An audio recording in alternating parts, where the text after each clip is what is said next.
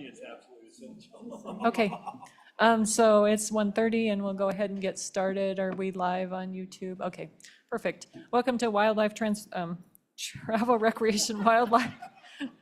Flashing back to my transportation days. Travel, Recreation, Wildlife, and Cultural Resources Committee meeting. On our agenda, we are at 1:30 for the Treatment of Predators Working Group. How this is going to go, Representative Storer will give a report from the working group, and then we will consider the bill draft. Then we will have public comment, and just as we have been consistent throughout this whole process, we'll have 30 minutes of public comment and limit each speaker to 2 minutes each. We will have speakers in the room first, and then we will go, if we have time, we'll go online to speakers that are from Wyoming. And then if we have time, we'll go online to speakers from outside of Wyoming. And that's how we'll run public comment on this particular issue. So Representative Storer, if you would like to start with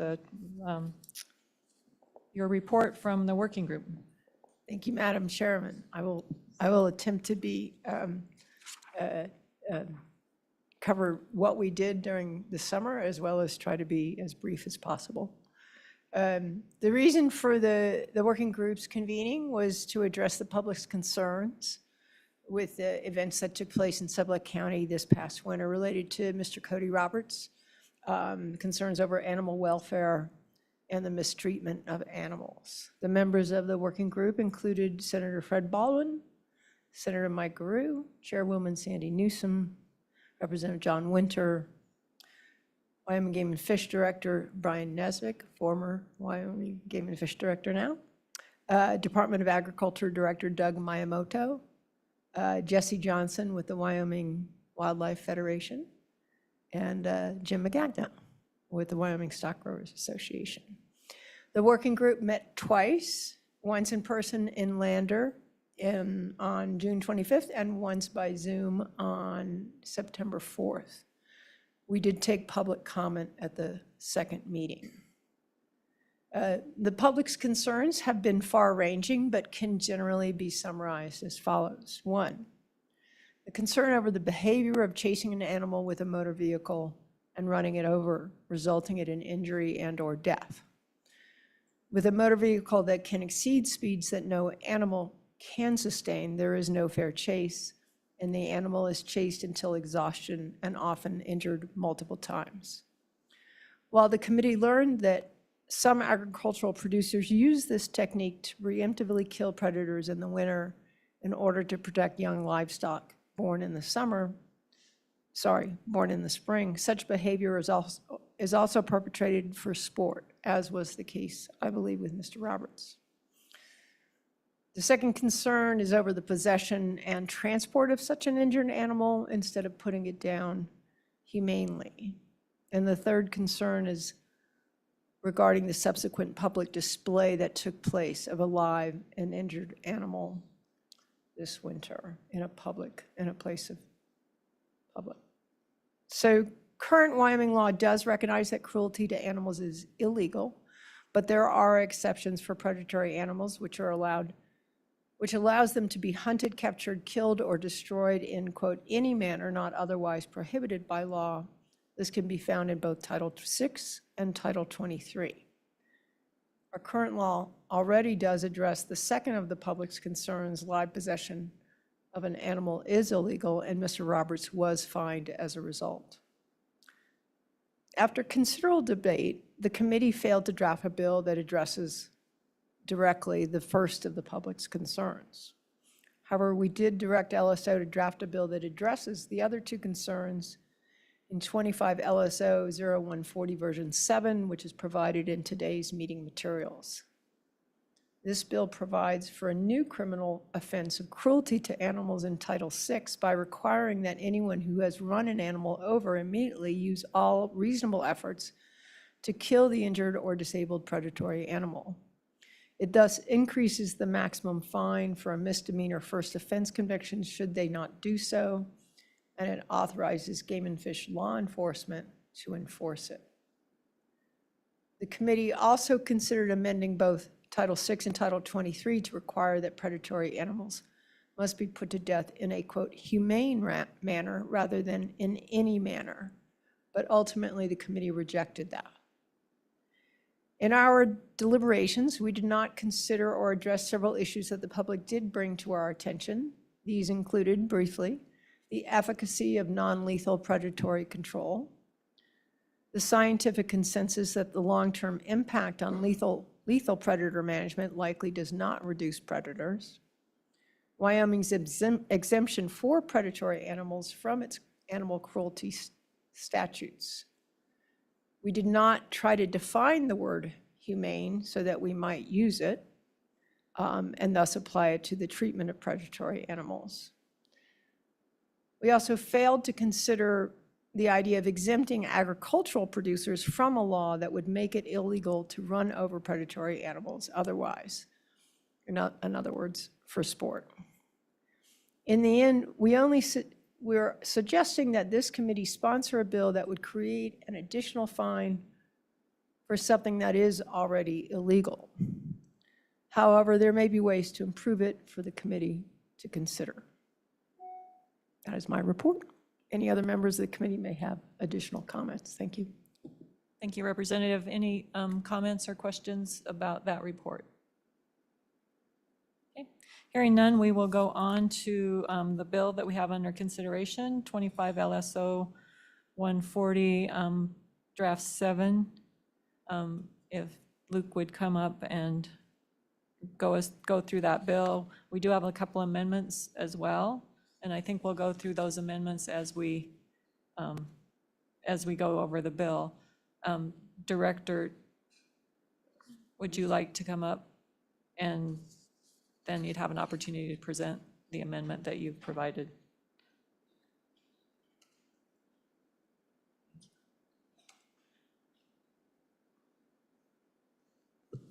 So Luke, go ahead. Madam Chair, Luke Plum, LSO, here to discuss 25 LSO-0140. This is animal abuse of predatory animals. This bill draft amends in Title VI, the Crimes and Offenses title. And within that section relating to cruelty to animals, the bill really begins at the top of page 2, where there's a newly created subsection B. In this section provides that any person who intentionally injures or disables a predatory animal is defined by 23-1-101A8. That's just the definition within the Game and Fish statutes. By use of an automotive vehicle, motor-propelled wheeled vehicle, or vehicle designed for travel over snow, shall, upon inflicting that injury or disability, immediately use all reasonable efforts to kill the injured or disabled predatory animal. Any person who fails to immediately use all reasonable efforts to kill an injured or disabled predatory animal as required by this subsection commits cruelty to animals. I do have a staff comment in here that just briefly addresses some of the terms that are used and for the committee's consideration, primarily for definitions. First off, in this section, it uses this language for automotive vehicle, motor-propelled wheeled vehicle, or vehicle designed for travel over snow.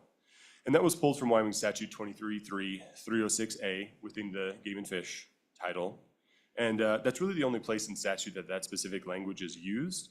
But just for the purposes of this bill draft that was pushed in here, vehicle is defined within Title VI under 6.1-104A11. And I've provided that definition there. There's a motor vehicle definition within Title 31 dealing with motor vehicles. And on page 3, I provide, this is just a subset of that. It provides a lengthy description of what a motor vehicle is. Those are just some other potential options. Like I said, that language was pulled from Game and Fish statutes, but if the committee wishes to take a different approach, if you continue with the motor vehicle specific language in this bill draft. Snowmobile is defined in there as well. It's defined in Wyoming Statute 32-2401A2, so that's another potential option. And then the committee just may wish to consider other terms that are kind of created or used in here, such as use all reasonable efforts to provide clarity to the statute if you so wish. At the top of page 4, this is the amendment to the penalties provision within the cruelty to animals statutes. A first offense of cruelty to animals or violation carries a maximum punishment of imprisonment for not more than 6 months, a fine of not more than $1,000 or both, amended from $750 to match the low misdemeanor within Title 23. And I just would note it's not included here because we're only amending here, but there is there's an opportunity for enhancement on a second or subsequent conviction that results from separate charges within a 5-year period. That raises the fine. It's still imprisonment for not more than 6 months, but a fine of not more than $5,000 or both. So that's just there is an opportunity for enhancement within this title. I did just want to briefly note, as Representative Storer had mentioned, there was discussion of inserting the term humane into 6.3.1008. And this is where there is language that says, nothing in this article may be construed to prohibit. And paragraph 7 says the hunting, capture, killing, or destruction of any predatory animal, pest, or other wildlife in any manner not otherwise prohibited by law. And so the working group considered in any humane manner. That was ultimately removed, but there was an ask to consider other terms. I did just note that humane is defined by Webster Merriam Dictionary as marked by compassion, sympathy, or consideration. And I spent some time searching within statute. There are a few different terms that are used to describe the manner in which you can do something, such as in a safe manner or a reasonable manner. And so those are just some options for the committee to consider if you wish to reinsert that. And then on page 5, starting on line 8, I incorporated another amendment that the working group brought to allow any game and fish law enforcement personnel to authorize, or that they are authorized to enforce the provisions of this article.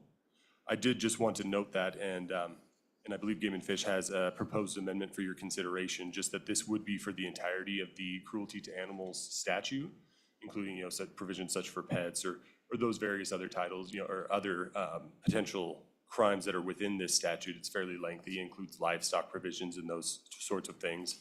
But the committee could narrow that down more closely to the newly created language in 6.3.1002B.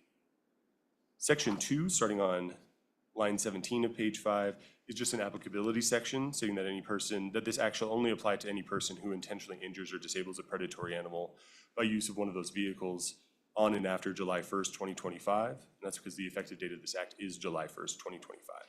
So with that, that is the run through the bill draft. I could take any questions, or I'm happy to go through other amendments that have been raised. Okay, questions for Mr. Plum? Seeing none, I guess then we will go to the Game and Fish Director. Bruce, if you would like to, so the shorter of the amendments that we have in front of us is the one that we're discussing now, the Game and Fish Amendment. Thank you, Madam Director. Chair and committee members. Like any good director, I often defer to the experts at hand, which in this case is our Wildlife Chief, Rick King. He'll go through this amendment.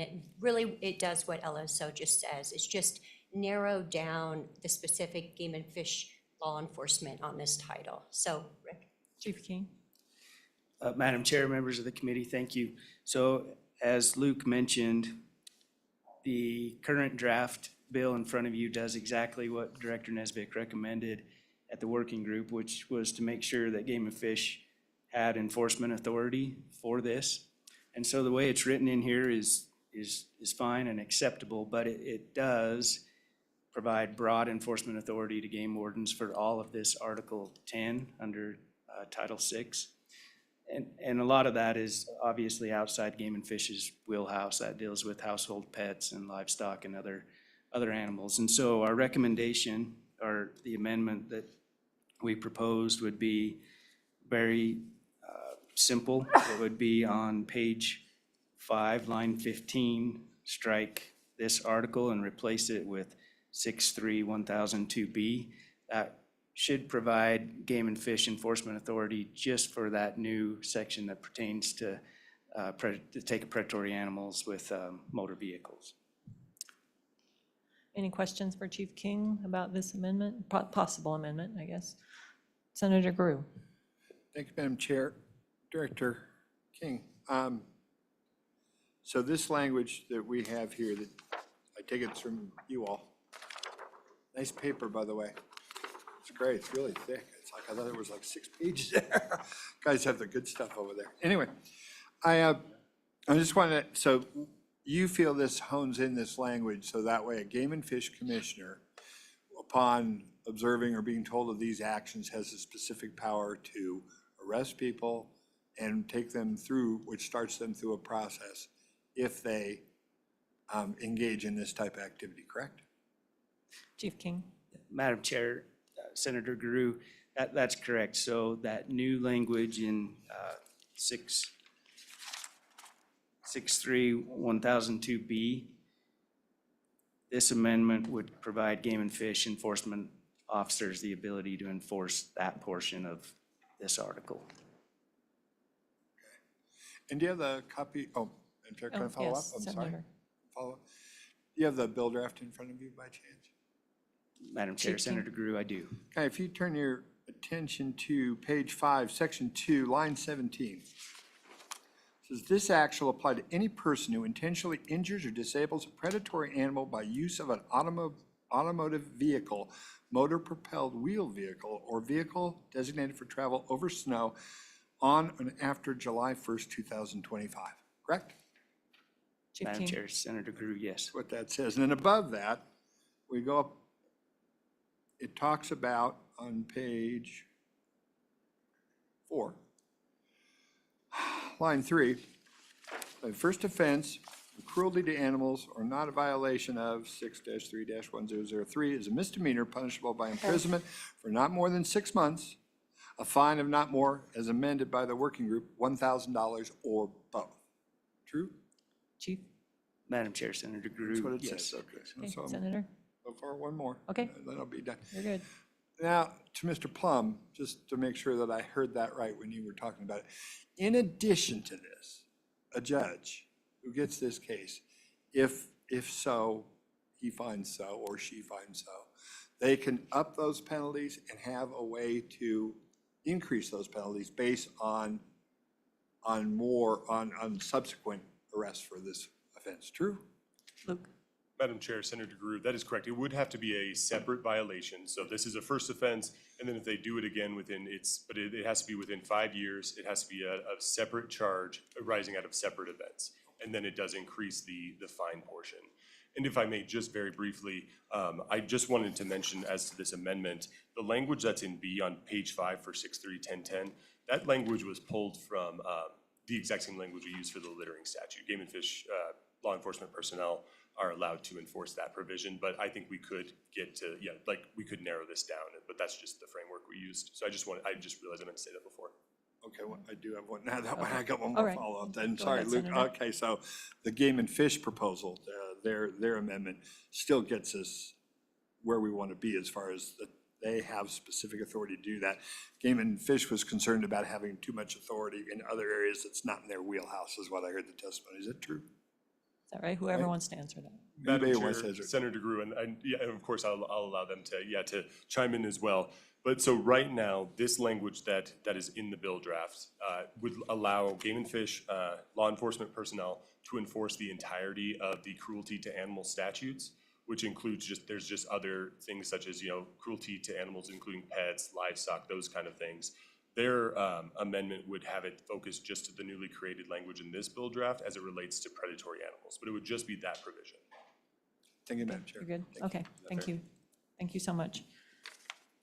And I think that from the working group standpoint, the reason we chose the criminal statutes as opposed to the game and fish statutes is that there are those increased penalties for multiple charges or multiple, I don't know what you call it, infractions in the same vein. And so we wanted that ability that if you do it 2 and 3 times, that there is increased penalty for that. So any other questions about this possible amendment? Okay. Thank you very much, Chief King and Director Bruce. So there was another possible amendment that we had brought by Senator Gru in the other piece of paper that we have that says proposed amendment. Senator, if you would go over that for us.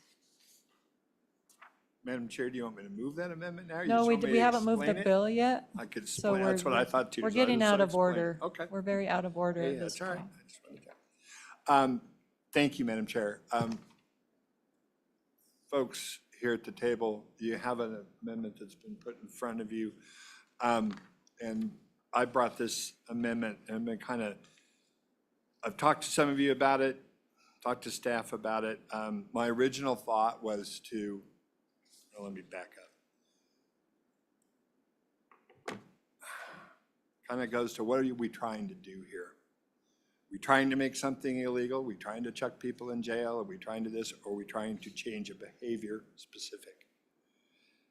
From what I've heard, that's what we're trying to do. This amendment kind of goes at that and in that direction. And what it does, today in code, I've been told, they're consulting with people that are smarter than me, which is everybody in the room probably, but one in particular, that already in statute, judges have the ability to, in statute, to take people's hunting and fishing privileges away from them as a way to work on changing behaviors as far as crimes are in this realm are committed. What this does, what this amendment does, is specifically call out this bill. Says if you were convicted of this, a judge can, in addition to those other fines, take away your hunting and fishing privileges up to 3 years.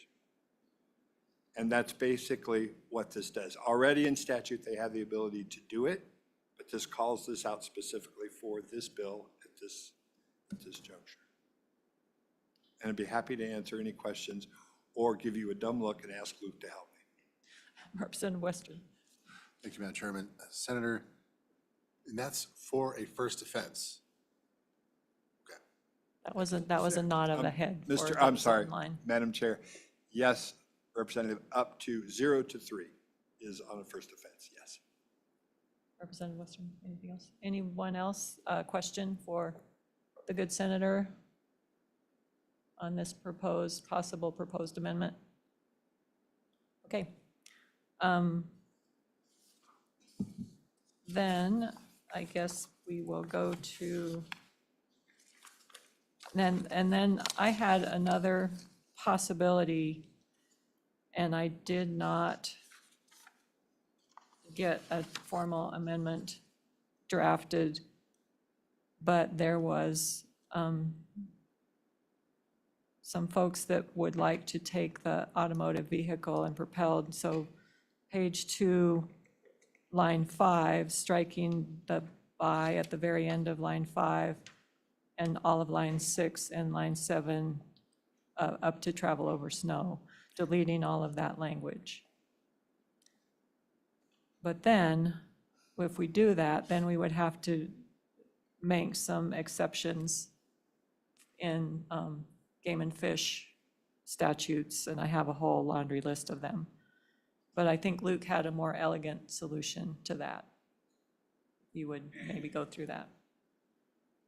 Madam Chair, I don't know if necessarily more elegant. I think somewhat as we have discussed, to remove the language that specifically states, that if someone uses an automotive vehicle, motor-propelled wheeled vehicle, or vehicle designed for travel over snow, and just make it that if someone injures or disables a predatory animal, that they have, a requirement to take all reasonable efforts to kill that predatory animal. That could go here. I think there are potential other considerations, particularly within the game and fish statutes. Just a couple I would note would be 23.3.103 just provides some specific information about the taking of predatory animals. And just essentially so that statute A is predatory animals and predaceous birds may be taken without a license in any manner and at any time except as provided. And it provides several other statutes. And those things are such as like, you can't use an automatic firearm, you can't take them from a highway, just all the general provisions that relate to hunting across the board. So it may be prudent to insert, 6.3.1002B into that section just to provide how predatory animals may be taken for this purpose. And then there just may be other considerations to consider other aircraft. So there's another statute specifically that I was thinking of. It's 23.3.306. And this is the use of aircraft, automobiles, motorized and snow vehicles, and other things to take animals. And the general rule is that no person shall harass, pursue, hunt, shoot, or kill any Wyoming wildlife except predatory animals, with, from, or by the use of any aircraft, automotive vehicle, trailer, motor-propelled wheeled vehicle, you know, somewhere some of this language that is now in this, in 140 right now. And I know that there were some concerns raised about if the specific vehicle language that's used in this bill draft is removed, you know, what would be a reasonable effort to kill an injured or disabled predatory animal if a person is, you know, pursuing, you know, hunting or shooting a predatory animal from the use of an aircraft? Just, you know, what is their reasonable effort to make that and whether that should be accepted? And so those are just some of the things I think to take into consideration.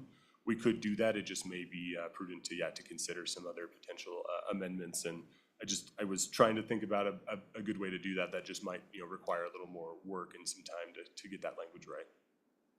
Okay. Any questions about that particular possibility for this bill? No? Representative Storr. Thank you, Madam Chair. I would just ask Lou to summarize what the goal of making those changes would be, and what the effort behind taking out the vehicle language and inserting elsewhere would be helpful for, I think, the committee to understand.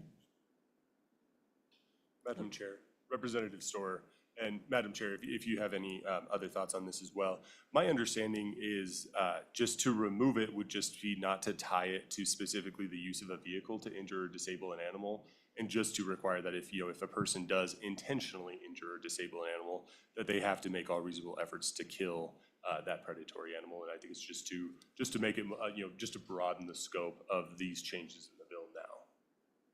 I would say that I believe that's the purpose behind it, to kind of disconnect it from just the specific use of vehicles. Other question? No? Okay. All right, so now I think we will go to public comment. So if you would like to comment on this, remember we have 30 minutes of comment and 2 minutes per person. So those of you that in the room that would like to comment, just come fill up these 4 chairs and we'll get through this. And please keep your comments to this specific bill draft. Yes. You're gonna make it beep, beep, beep.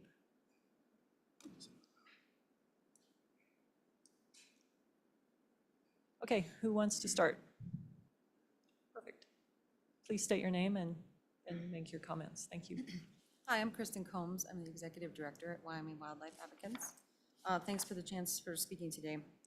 Madam Chairwoman, members of the committee, back in February, something happened that shocked the world. It also put Wyoming into the spotlight and exposed a large gap between our laws in the state of Wyoming and what our values are. The last tenet of the Cowboy Code of the West, which was adopted in 2010 in Wyoming as an ethical guideline, is nowhere to draw the line. Wyomingites know where to draw the line because they did so in response to learning about the torture and torment of a wolf. The draft bill as it stands is not honoring what the people of Wyoming want. It in fact does the opposite and makes it legal to pursue and kill an animal with a vehicle, an act that we know hunters, wildlife advocates, ranchers, and farmers across the state abhor. This issue has done something remarkable. In a world that is increasingly polarized, it has brought people with different viewpoints, but the same common ground together. We all agree torture is wrong, and the chasing down and running over wildlife with vehicles cannot continue in the state of Wyoming. In a release to supporters this week, the Wyoming Wildlife Federation stated, "We adhere to principles of fair chase and support the ethical treatment of wildlife. Never have we condoned the draconian practice of using snowmobiles or any other vehicles as weapons to intentionally harm Wyoming's wildlife, including predators." We could not agree more with that statement. The draft bill as written also does not specify the method of killing that must be used for predators. It allows any method of killing as long as a person immediately uses all reasonable efforts to kill the injured or disabled predatory animal. Further, humane was removed because it was considered too broad of a term. Nebraska law states that humane killing means the destruction of an animal by a method which causes the animal a minimum of pain and suffering. I think we could all agree that all animals and wildlife should be given that respect. Please do not forward this draft bill as it stands without amendments that address the previously mentioned items, or develop a new bill that will both allow the pursuit and killing of wildlife with vehicles and will ensure that wildlife, including predators, all wildlife, will be treated with respect. The world is still watching and waiting for you to do the right thing. Thank you. We'll just go down the line here. Okay. Good afternoon, Helena Edelson, Wyoming resident and president of Large Carnivore Fund based in Wyoming and Montana. As amended, this should be called the End Justifies the Means Bill because it lacks language to be effective for all residents. It should make it unlawful to use any vehicle as defined by the 4 relevant Wyoming statutes as weapons or tools to run down and run over any animal, wildlife, and those species defined as predator and predatory animal invented by the Wyoming legislature in any season and area, including trophy and predator zone, that intentionally or recklessly results in cruelty and torture of that animal. The U.S. Fish and Wildlife Service classifies wolves as species Canis lupus in kingdom Animalia. It's pretty straightforward. So to deter cruelty to animals, which is what we are primarily interested in, this bill needs to include wolves and coyote and increase penalties. The incident in Daniel last February appears to be the definition of 2 Wyoming statutes, felony cruelty to animals, each punishable by imprisonment, fines up to $5,000 or both, yet only one of the offenses was charged, no additional felony charges for acts that seemed lifted from Wyoming law verbatim. In contrast, Idaho has more success in deterring wildlife crimes with increased penalties. In one violation, the offender was sentenced to over $10,000 in fines, court fees, and civil penalties, jail time, community service, and license revocation for hunting, fishing, trapping from 10 years to a lifetime, including the Interstate Wildlife Violator Compact, which originated in the Mountain West. Would this group consider increasing our animal wildlife crime laws and penalties to deter events in the future, which could decrease our state's time and money spent in investigation, prosecutions, policy updates, meetings like this, and residents footing the bill? It seems like it would be a win-win for our state's economy. So your time is up. Okay, thank you very much. And once you're done testifying, if you would like to return to your seat so that others can come up if they wish to testify, thank you. Thank you, Madam Chair. Thank you, members of the committee. My name is Bill Mashore. I'm a photojournalist. This draft resolution is not about hunting and fishing.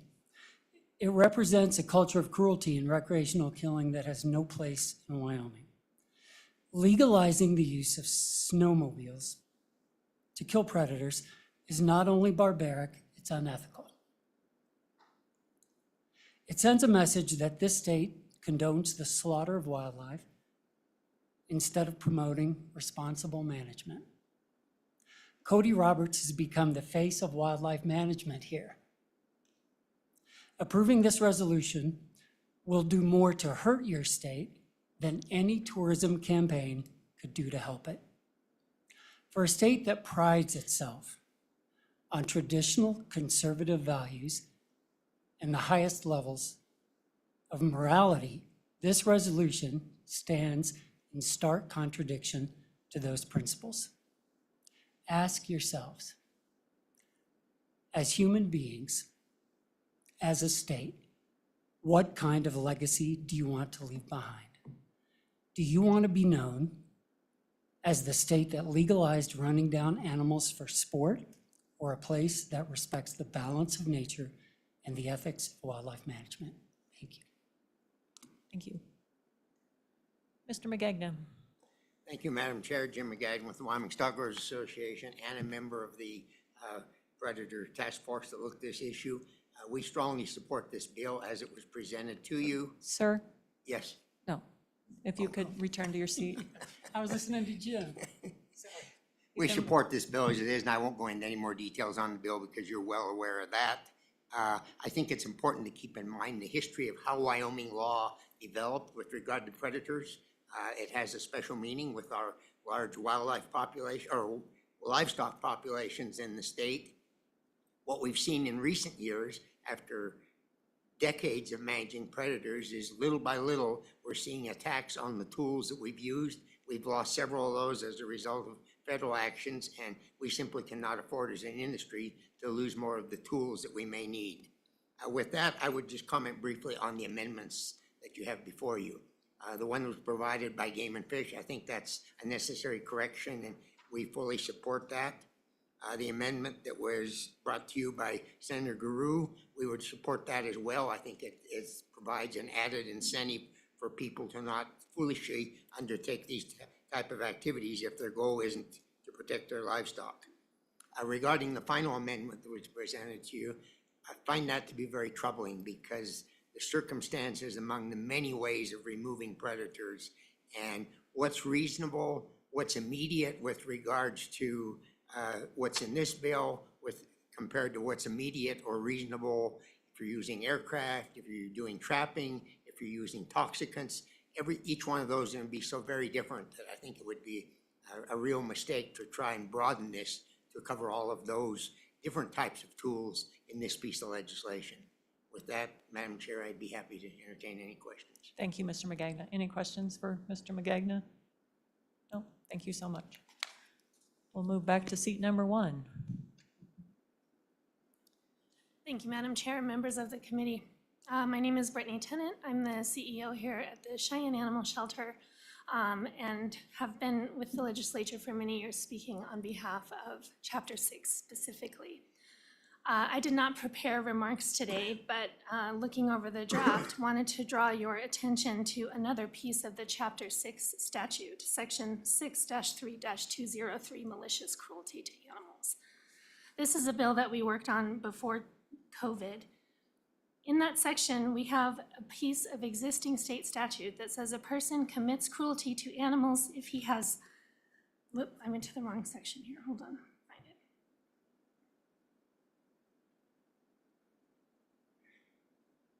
Excuse me. Anyway, I can't find it right now, but malicious cruelty basically says that we intentionally cause harm, physical harm to an animal that results in the death of that animal. That is currently a felony animal abuse charge in the state of Wyoming. So this bill, as proposed now, is telling us that if that animal is injured, we have to kill it. So are then we also guilty of a felony because we have killed the animal as a result of those injuries that we've caused? I would challenge you to look a little bit at what we've done here, which is carve out an exemption for one kind of animal with obvious extraordinary prejudice for this type of animal. We have already acknowledged the wanton cruelty that is intentional infliction of injury resulting in the death of an animal in other parts of our statute. And here we're trying to work around that exact process. I would reject this bill, and I would encourage this group to look at the work of your predecessors and understand the history of cruelty to animals in Wyoming. Thank you. Thank you, Ms. Tennant. Moving on to seat number 2.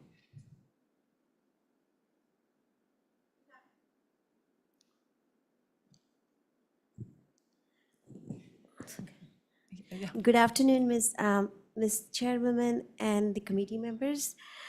Thank you for giving me a chance to speak today. My name is Madhu Anderson. I live in Rock Springs, Wyoming.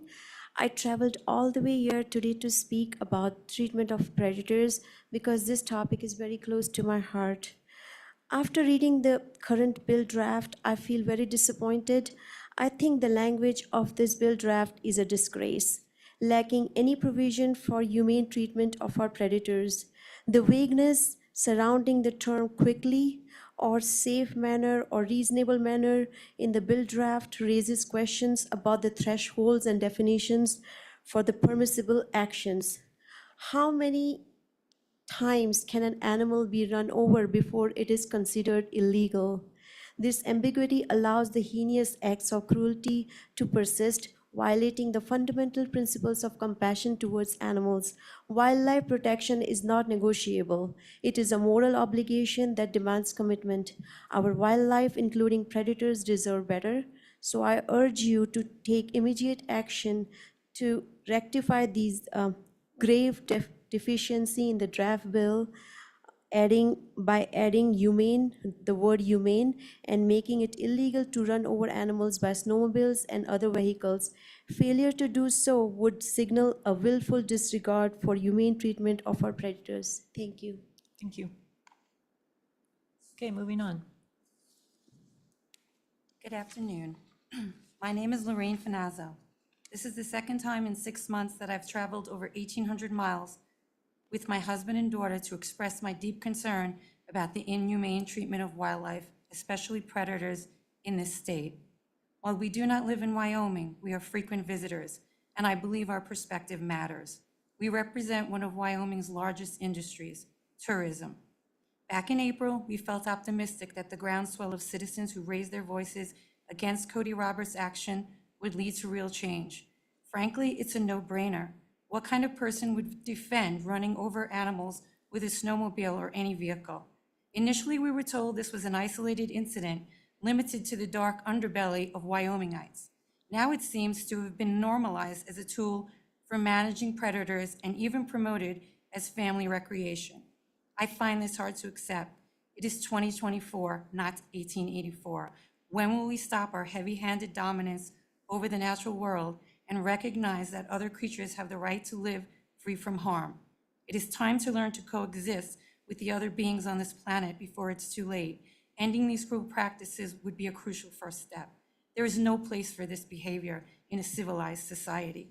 My family will unfortunately not be visiting Wyoming again until significant changes are made to this unnecessary and cruel treatment of wildlife, and until all animals are treated humanely and celebrated for the economic value they bring to your state. Thank you for allowing me to speak. Thank you. Paul, I guess you're up. Madam Chairman, Paul Ulrich, speaking as a resident of Sublette County. We've clearly been on the front line of this issue since day one. Madam Chair, I go back to a couple issues on this issue that keep sticking with me and prompted me to say a few words today. That is the public trust doctrine. And the very fact that whether it's a predatory species or a game species, we are trustees. We are not owners, we are trustees. I can't rectify that philosophy and that doctrine with the current language we have in statute of in any manner. And I keep getting stuck on that in any manner, and it gets to be awfully frustrating. I believe in an expeditious, in a humane manner, more reflects the values of my great state and your great state of Wyoming. And I believe, based on the public trust doctrine and us as trustees, that should be extended to all of our wildlife.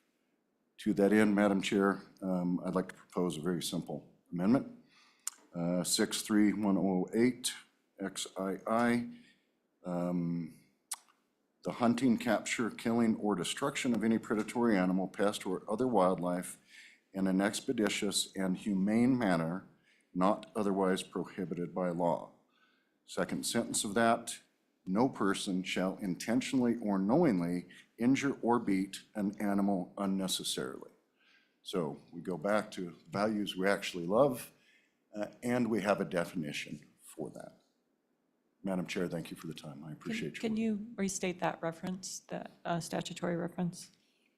6-31008. Sorry, don't have my reading glasses on me. I left out a zero and I wasn't Yeah, finding. VII. I apologize. Okay, thank you. Questions for Mr. Ulrich? Okay, moving on.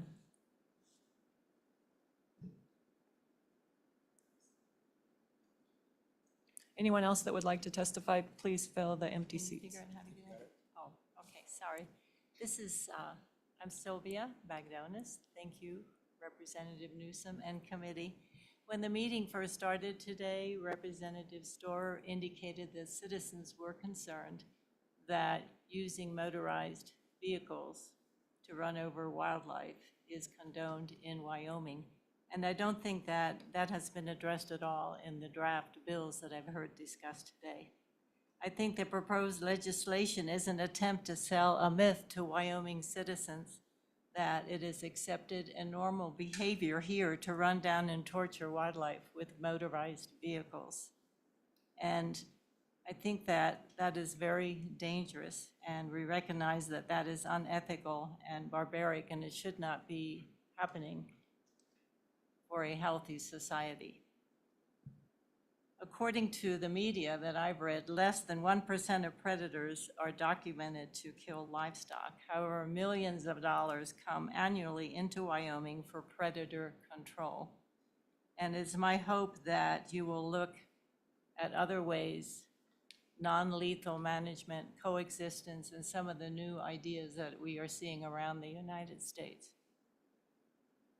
And another area that I have mentioned before and I'm really concerned about is the message that you're giving to Wyoming, particularly to youth. We all know that cruelty to animals often leads to cruelty in human behavior. And we already struggle in Wyoming with lots of challenges with our young people. Bullying, abuse among teens, depression, suicide, assaults, sexual abuse, and so forth. And I know you deal with that all the time in the legislature. And you may think that what you're doing here today does not have that direct impact on our youth, but it does. Your time is up. Thank you. Thank you.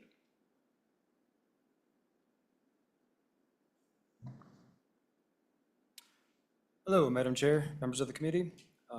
First of all, thank you for your public service and your consideration of my comments today.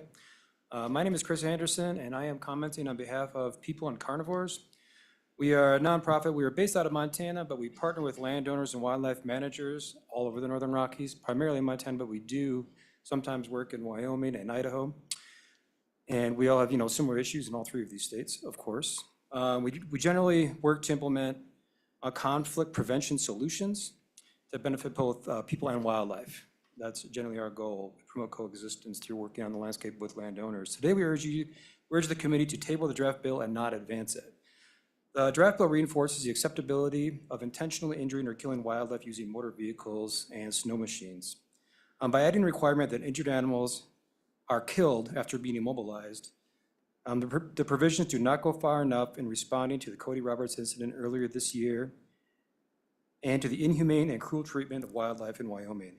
By advancing this bill and choosing not to criminalize this behavior, the committee would be approving the maltreatment of wild animals. So I ask this, why can't people do to wildlife what cannot be done to domestic animals?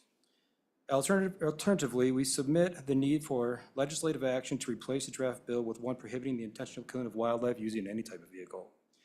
We just feel there are many other tools out there to manage wildlife that does not use vehicles in general. Previous draft bills included the word humane in referring to killing predatory animals.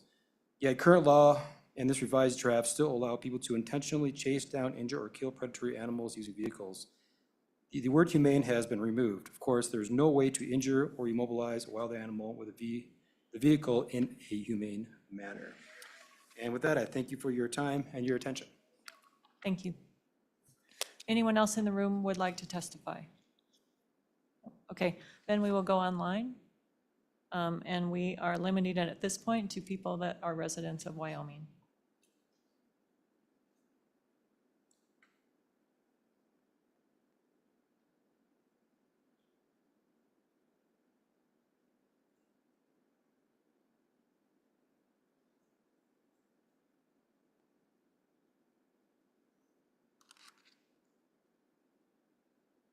Mr. Moline? Thank you, Madam Chairman. Brent Moline, Wyoming Farm Bureau Federation, supporting your draft legislation. I think it accomplishes what needs to be done. I would also support the amendment brought forward by the Game and Fish. I think to narrow it to this aspect is a good idea. The other amendments I would have to take more consideration on. But again, I appreciate the work of the subcommittee and the committee and support this draft piece of legislation. With that, trying to keep it in my time limit and specific to the bill. With that, Madam Chairman, I would take any questions. Thank you, Mr. Moline. Any questions for Mr. Moline? No. Thank you so much. Thank you.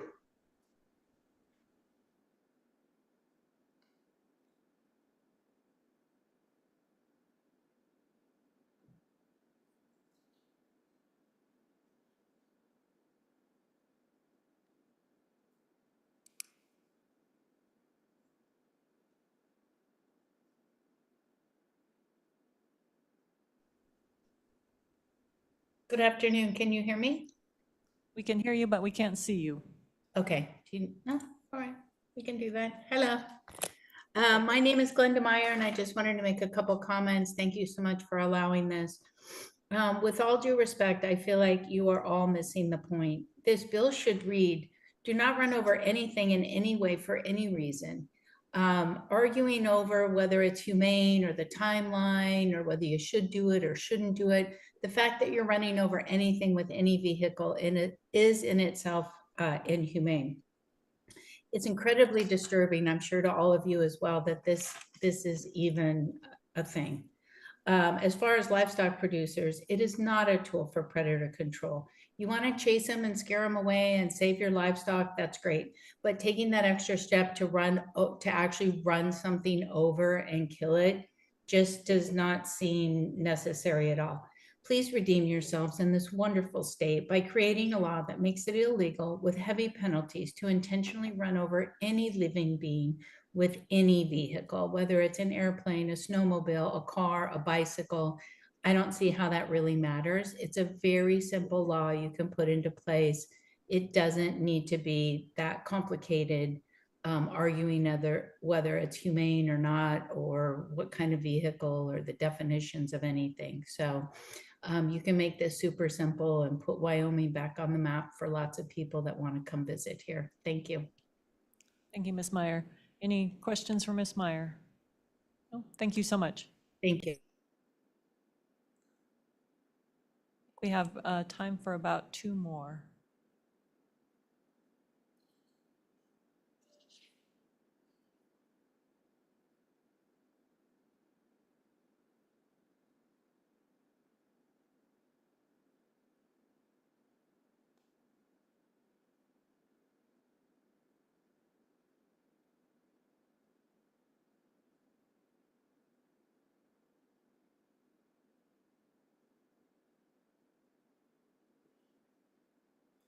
Mr. Harris, if you'll turn on your microphone and camera, you can be in.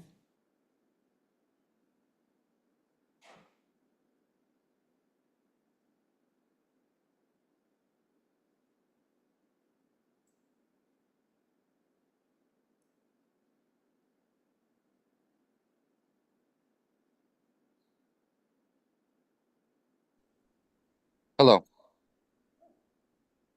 Can you hear me now? We can hear you, but we can't see you. Okay. Well, as long as you can hear me. Good afternoon, Chair Schuler, Chair Newsom, and the members of the committee. My name is Rob Harris. I'm a resident of Evanston, Wyoming. We have an opportunity here to correct course and ensure our wildlife are treated humanely and do not suffer needlessly. I'm disappointed that the draft bill brought forward by the Treatment of Predators Working Group largely ignores that opportunity and instead seems to normalize such horrible activities like running animals over with snowmobiles, and we can do better. At the very least, we should be prohibiting the chasing, injuring, or killing of any wild animals, including those classified as predators, with a snowmobile or other motorized vehicle. People come to our state and contribute to our economy to see wildlife like wolves and coyotes. These animals provide major economic and ecological benefits, yet they're the most frequent victims of snowmobiles. We have a responsibility to protect them from such senseless brutality.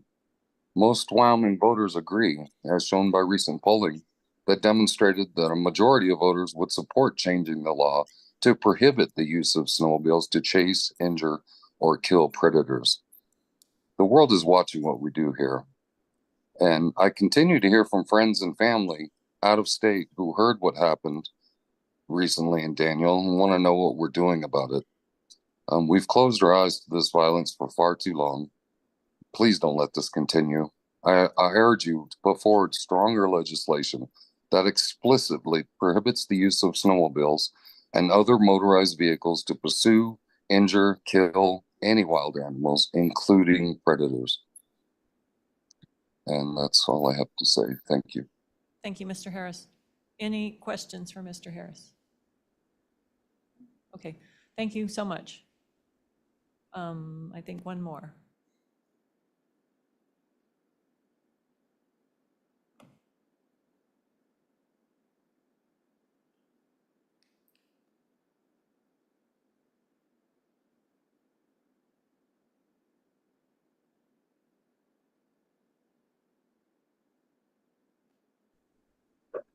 Hi, can you hear me? We can. Oh, thank you so much. My name is Cindy Campbell. I'm a 50-year resident of the state of Wyoming. Tomorrow, the Wyoming Tourism Board is presenting this committee the agency update, including sales and lodging tax collection. From the 2023 report, I see we welcome 1.7 million visitors who spend an impressive 4.8 billion direct dollars in Wyoming.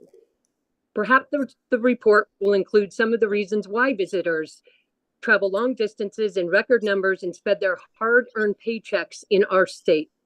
I assume wildlife education and viewing will be included in popular outdoor activities. The rare opportunity to catch one of our keystone species, including a wolf, a grizzly, or even a coyote. Other statistics you'll likely learn about include a 6.5% increase in travel spending, 840 jobs gained, and 6.8% increase in tax revenue. Wow, good report.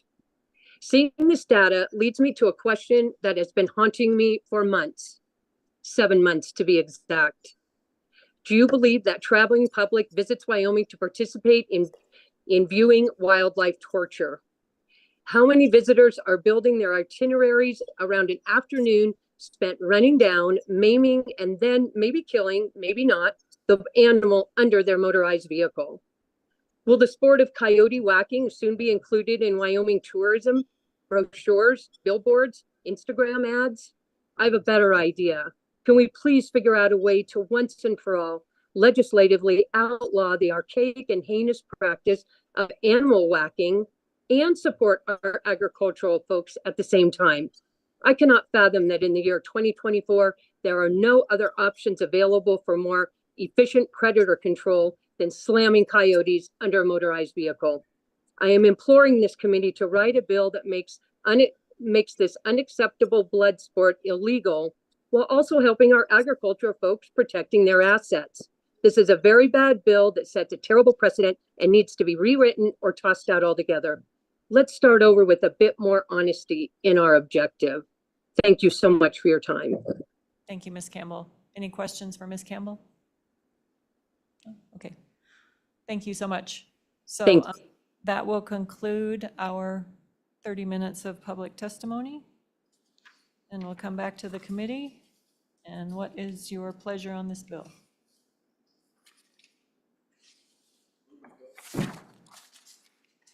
Moved by Senator Grew. Any second? Seconded by John Winter.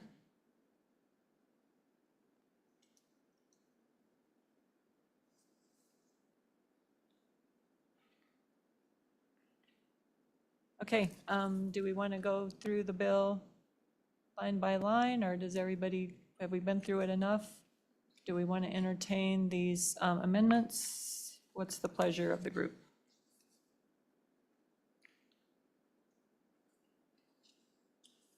I guess, Luke, if you want to come back up.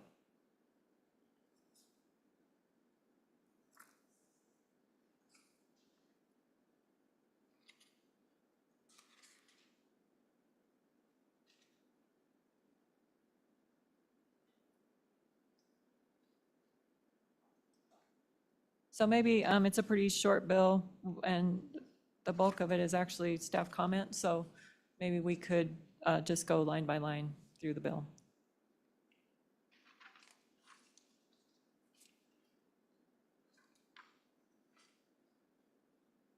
Yes, please. Madam Chair, the first page of the bill includes the title, starting on line 1, and then on lines 11 through 13 are just the sections that are being amended by this bill draft. Then moving forward to page 2, starting on line 2, this is the newly created section within the Cruelty to Animals Statute 63-1002. And this bill provides, any person who intentionally injures or disables an animal as defined by the Game and Fish statutes by use of an automotive vehicle, motor-propelled wheeled vehicle, or vehicle designed for travel over snow, shall upon inflicting the injury or disability immediately use all reasonable efforts to kill the injured or disabled predatory animal. And then any person who fails to immediately use all reasonable efforts to kill an injured or disabled predatory animal is required by this subsection commits cruelty to animals. The staff comment beginning on page 15 just provides some information about some of the terms that are used throughout this section, specifically the use of the vehicle terminology from Wyoming Statute 233306A. And just notes that vehicle is defined within the criminal statutes as any device by which persons or property may be moved, carried, or transported over land, water, or air, or alternatively, the much longer motor vehicle definition in the motor vehicles title under Wyoming Statute 31-1-101A15. So if there's any consideration of those. On page 3, lines 1 through 28 just provide some sections of the motor vehicle statute's definition of a motor vehicle. Line 30 this is where it just provides some further information about the definition of snowmobile as any mechanically driven vehicle of a type which utilizes sled-type runners or skis or any endless belt tread or combination of these designed primarily for operation over snow. And that last paragraph, starting on line 36, just raises for the committee's consideration whether the term "use all reasonable efforts" should be further defined.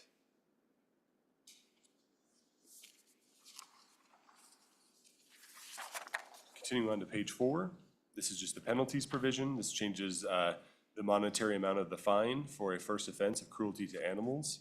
It is a misdemeanor punishable by up to 6 months imprisonment and a fine of not more than $1,000 or both. And then beginning on page 4, line 9, is just the staff comment addressing some of the discussion from the working group about whether to insert the term humane into Wyoming Statute 6.3.1008.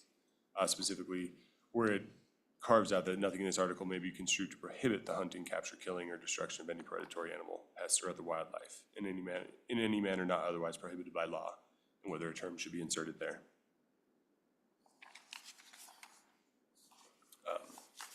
Just briefly jumping back on page 4 up to the penalties provision. This is where where it could potentially be, the amendment could come into play to incorporate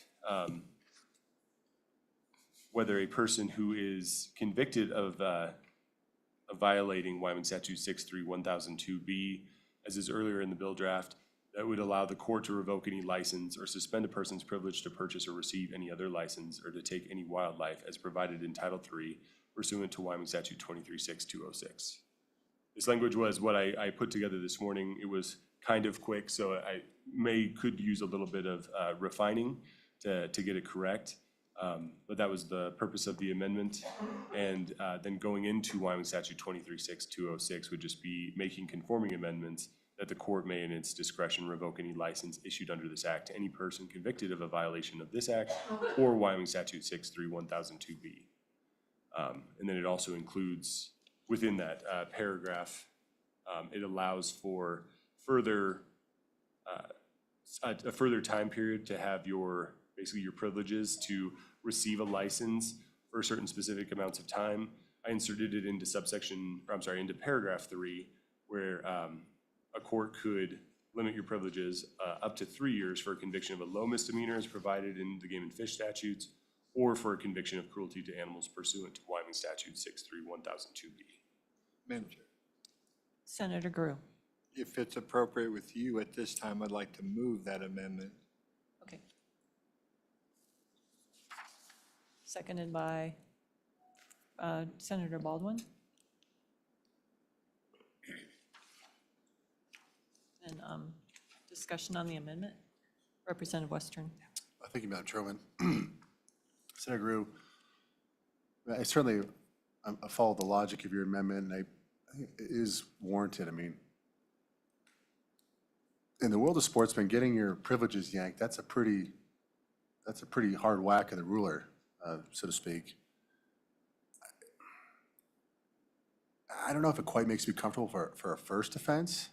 You're coming down that hard. I mean, I think there's a lot of areas in statute in Wyoming and elsewhere where we try to take it a little easier on first-time offenders. I mean, obviously, this is a pretty egregious behavior, no question about that.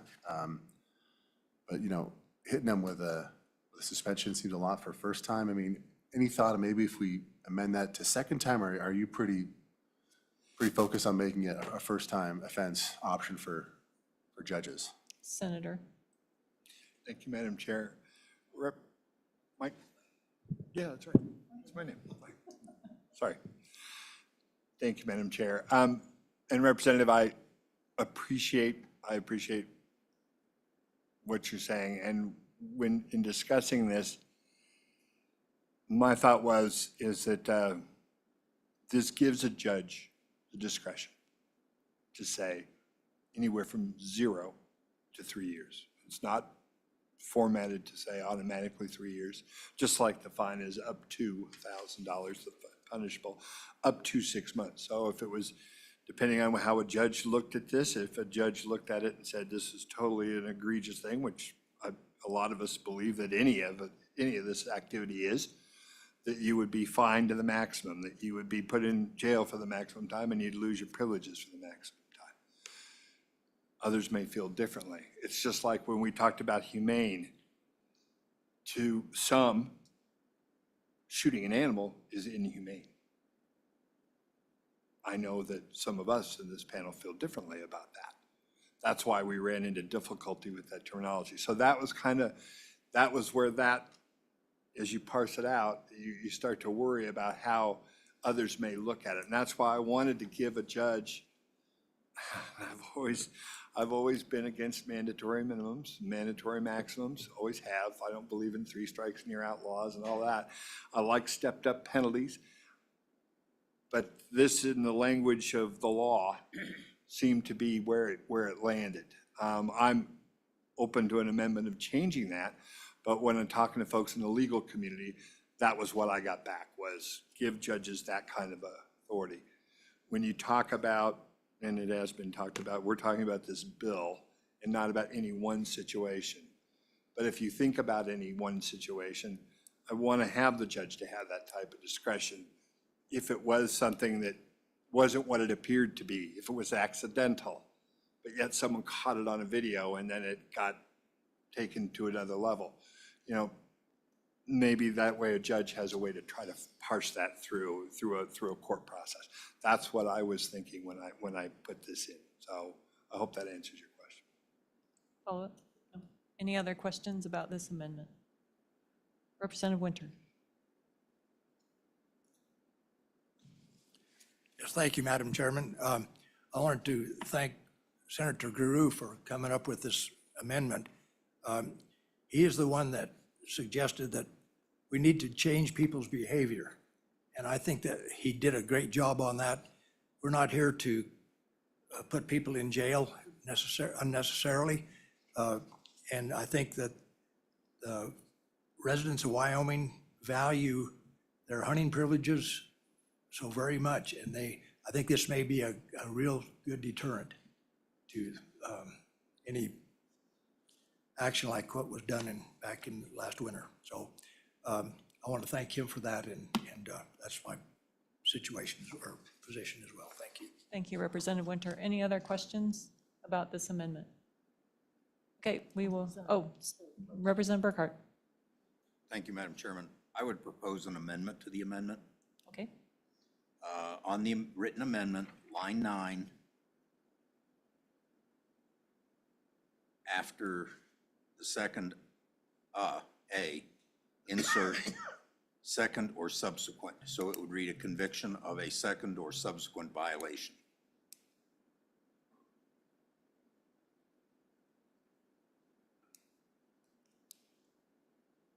Have a second on that?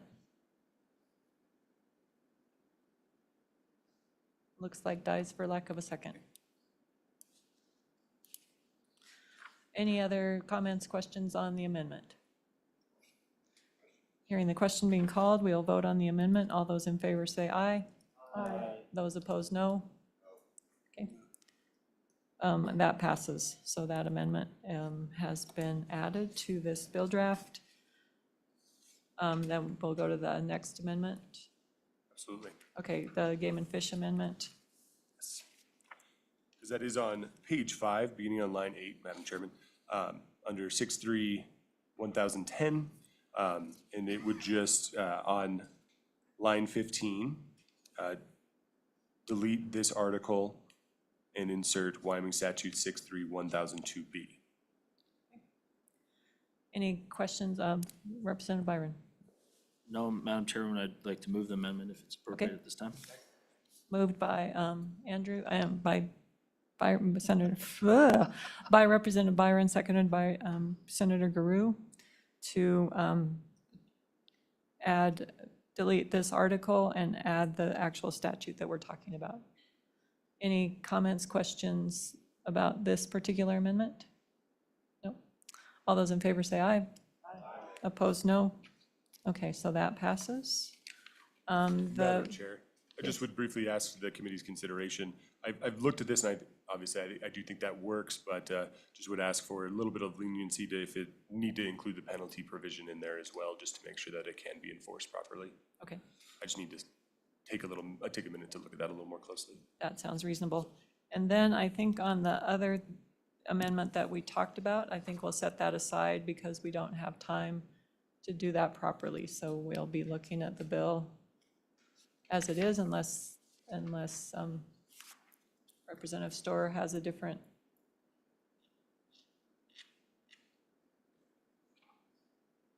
Is that the humane? We were talking about taking out the vehicle language. Oh, right, yeah. But I Yeah. think that we don't have enough time to get that right. And I think during session, should this go forward, that there could be more work on this bill. Co-Chairman Schuler. Thank you, Madam Chairman. Just, could you just, again, talk a little bit about why that amendment would muddy the waters? Because I kind of like the amendment that you know, but if it's just going to muddy everything and create more problems, just, if you could just summarize that again. Madam Chair? Yes. Page Madam 2. Chair. Just briefly, I guess, I looked at this a little bit, and I can't say for sure that it would cause major issues. I just had the thought that, so what, if we remove the vehicle language, you know, this bill draft is very specific to the use of those certain vehicles. You know, an automotive vehicle, a motor-propelled wheeled vehicle, or a vehicle designed for travel over snow.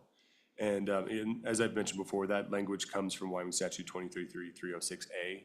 And within that statute, there's discussion of, you know, that you're generally prohibited from using any kind of vehicle, including aircraft. And that was just one of the thoughts that I had, and I think that was raised somewhat during the working group meeting, is that it may be difficult to determine what is all reasonable efforts to kill a predatory animal. If you're doing something from an aircraft, if you're pursuing, you know, if you are looking to hunt or a predatory animal specifically, just what would that entail and what exceptions may be necessary to incorporate it in there. I can't say with any certainty that it would cause major issues. I just think it may warrant a little closer look and inspection, just, you know, how that would actually work in practice. Thanks for the And I clarification. think there was, and on my notes, there's a laundry list of game and fish statutes that would have to be exempted. And that's a possibility going forward, should this bill go forward, but that can happen during session if somebody is inclined for that sort of change in this particular bill. So we have a bill that's been moved, and we have 2 amendments that have passed. And so unless there are other comments or questions on this, I think we will go ahead and take a roll call vote.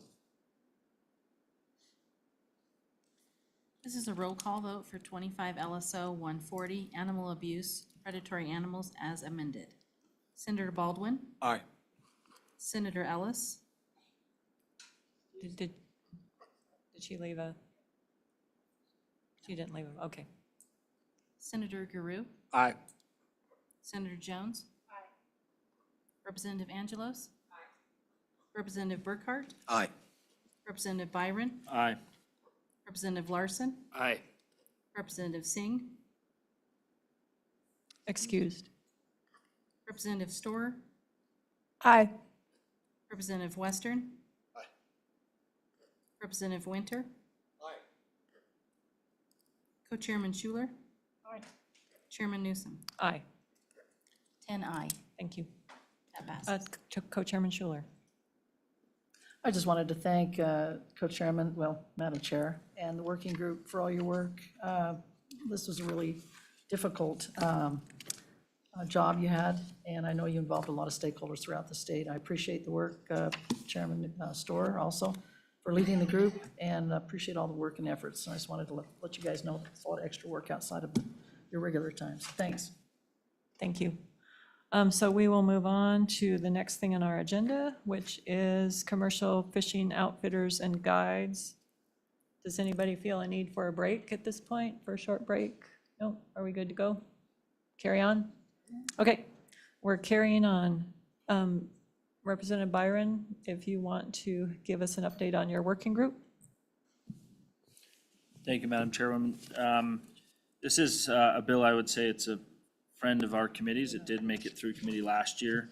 It has had some small modifications that I'm happy to go into, or certainly Luke can go into here momentarily. The working group did meet once, and we discussed the options that were presented, not only at our last meeting, but also that were in consideration last year, and felt that with the momentum we had coming out of the interim session last year and getting out to the floor, that it would be wise to continue this direction. The other directions certainly include the option of taking this to some sort of a board.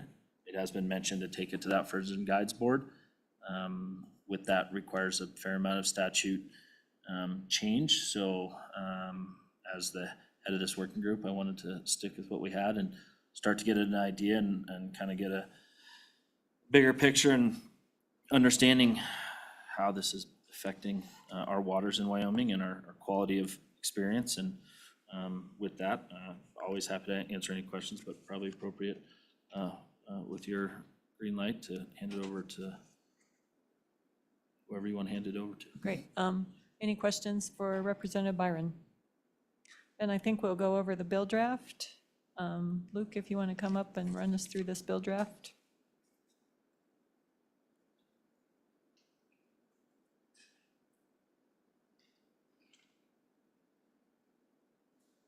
Madam Chair. Luke Plum, LSO, here to discuss 25 LSO-0215, Fishing Outfitters and Guides, Registration of Fishing Boats. This bill is substantially similar to 2024 House Bill 17, just a few minor changes, and I do have a staff comment I'll address when we get there. But this bill draft begins on at the top of page 2 and creates a new subsection within the Wyoming Game and Fish Statutes, a new section, 23.3.206, Commercially Guided Fishing Boats, Regulatory Authority, and Definitions. And so this bill is to protect the quality of the fishing experience in the fishery or aquatic resources and species in the state, allows the Game and Fish to set limits on or otherwise regulate the number of commercially guided fishing boats allowed to launch into or use any river or lake or section thereof in this state. One change from the working group was previously it just read the number, like they're allowed to regulate the number of boats allowed to launch into any river or lake, and they inserted or use any river or lake or section thereof in this state. Subsection B is in the event that the commission does set limits on or otherwise regulate the number of boats that are allowed to launch into or use any river or lake, the commission shall promulgate rules governing the registration and means of tracking the number of boats launching into or using any river or lake or section. In addition to satisfying the requirements, the rulemaking requirements of the Wyoming Administrative Procedure Act, the commission shall hold public meetings in each community in which rules apply. That last sentence was an amendment that the committee inserted last year, just as a note. And further, beginning on line 21, the rule shall require registration and payment of an annual fee of each commercially guided fishing boat and vehicle or trailer that is operated by an outfitter or professional fishing guide in any river or lake. A registration sticker shall be displayed on each commercially guided fishing boat and then also on each vehicle or trailer registered under this subsection. This is page 3, and beginning on line 11, I inserted a staff comment just as a note, just for the committee's consideration. I realized I forgot to change it from working group, but the committee may wish to consider 2 points. First, by whether at what stage in the rules process that the commission, if you wish to clarify at what stage in the rules process that the commission must hold the meetings in each community. And second, you may wish to consider the administrative impact of the requirement that they be held in each community and whether it may be worth it to consider changing it to county or counties, just purely for the time and the effort that would be placed on the Game and Fish Commission. Certainly either way works, but just a couple notes for consideration. Page 3 on line 28, as used in this section is just several different definitions. First being commercially guided fishing boat that is operated by an outfitter or fishing guide for financial gain. Fishing guide services is just services for hire or remuneration for accompanying and providing assistance to a person on a river or lake for the purposes of fishing. Operate means to navigate or otherwise use a commercially guided fishing boat. Then an outfitter or professional fishing guide means a person who advertises or holds themselves out to the public for hire for the purposes of financial gain to provide fishing guide services, but it does not include any person who furnishes fishing equipment or boats to a person for exclusively personal and temporary use. Outfitter or professional fishing guide includes any person requiring the payment of fees or remuneration for providing personal services on a river or lake. This bill is effective July 1st, 2025. And with that, I would stand for any questions. Any questions for Luke on this bill? I have one. I'm a little confused about how the commission sets limits, and maybe Director Bruce or anyone that you want to bring up with you. So it says that you can set limits, and then it says later that I have to have a sticker, or an outfitter would have to have a sticker on their boat and pay a fee. I guess at what point do you determine whether you're going to regulate a section of river, and then at what point would the person have to pay the fee or get the sticker? What's the timeline look like on that? I mean, if it's in the middle of the season and you say there are too many boats and we need to start regulating this, and then the outfitters are required to get a sticker and pay a fee, how does that work? Or maybe Representative Byron can answer that. Happy to answer that, and if the agency certainly wants to, comment on that. I think that, given that there would have to be some publicly noted meetings, that there would be a vehicle in there to have that discussion. I think the intent here was always to open it up for the Game and Fish to potentially do this. This does not mandate that they are gonna otherwise regulate or set limits on any specific section. And the intent certainly coming out of last year and then through this year was that, I think these communities that we all have toured and that we have heard from and some of us represent continue to come to those that are affected, and certainly note that there are communities that don't have these rivers and don't have this situation. But generally across the state on our major fisheries, this is really hit a tipping point, and it's actually much past the tipping point in my opinion. So I think leaving it broader for the agency was the intent. I do note that could be quite confusing, Madam Chairwoman, that if it is the heat of the season and mid-July and all of a sudden they would like to do that. But just for the committee and for those listening, another big issue is we continue to not know statewide how many commercial fishing operations we have. So that the sticker is gonna allow for an opportunity for Game and Fish and I think government in general to better understand how much of this is going on. And I was talking to my good colleague to my left here, and we can guess and we can have there's game cams out there and tracking mechanisms, and at the end of the day, I don't think it's, in my opinion, it's not super accurate numbers. I certainly, driving in my neck of the woods, pass dozens and dozens of boats every day, but I cannot tell if they are commercial or not. So I do note that issue, but I think that if we do allow for the agency to promulgate rules and regs, that they'll be able to handle that appropriately.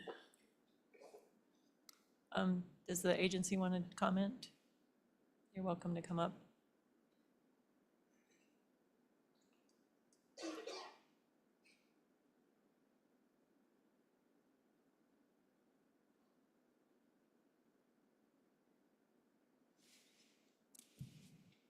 Thank you, Madam Chair. Director Bruce. And today with me is Fish Chief Alan Orsterland. And as you guys know, we've talked about this subject for quite a few years now. So I look at this, and Alan, please jump in as well, as a two-tiered approach. For instance, on page 2, the first paragraph says, if the commission decides to set limits. So that in itself would be a public conversation and understanding what the data says if we need to set limits. And then secondly, if we do, we'd have to go through the Administrative Procedures Act to set those rules and regs that would lead to the fee structure in the stamp. So I view it as two different public engagement efforts to first see what the need is in a specific area that we were looking at, and then follow up with the rules and regs. Alan, you can correct me if I'm wrong, but I don't believe we will maybe have that urgency, at least right away. We lean on our data from multiple years to look and see if there is a need, unless as we go through time, the ability to, because we then have stamps and fees in place, to be able to go back, look at that and make some more immediate changes. Any other comments, Chief? Madam Chair, committee members, yeah, you know, there is that unknown of how many we're looking at. Back in 2018, when it hit the interim topic for the first time since I've been chief, I had all our regional personnel who have a pretty good pulse on the community, at the fishing community at that time, look at how many outfitters and guides they had operating in the areas of waters in their regions. And then I talked to the outfitter board because a lot of their big game outfitters that they permit and license do fishing trips as well. And adding those two numbers together, it may be comparable to the licensing that they do right now for big game outfitters, so fairly large number. Co-Chairman Schuler. Thank you, Madam Chairman. I'm still hearing a few things from constituents, and I think it's probably only hitting a few areas. And that's what I wondered, really, if you feel like you have the tools you need to be able to get the data so that you could present that to your commission and say, hey, it looks like at least in a couple of these areas, we're way overfished and the quality experience is not good for our Wyoming residents. So do you feel like you have those tools available? Madam Chair, Senator Schuler. So, yes, we've been prepping ourselves, trying to get baseline information, and we've done an administrative report on bull chute use. We put camera traps out, monitoring how much use is at any given boat ramp. We've done creel surveys, trying to figure out how many are being commercially guided, outfitted trips, and how many is just a resident angler. Every year in some waters, we do sampling to look at what's happening with those fish populations. Some waters, we do it every 3 years because of manpower constraints. So we're trying to keep our finger on that.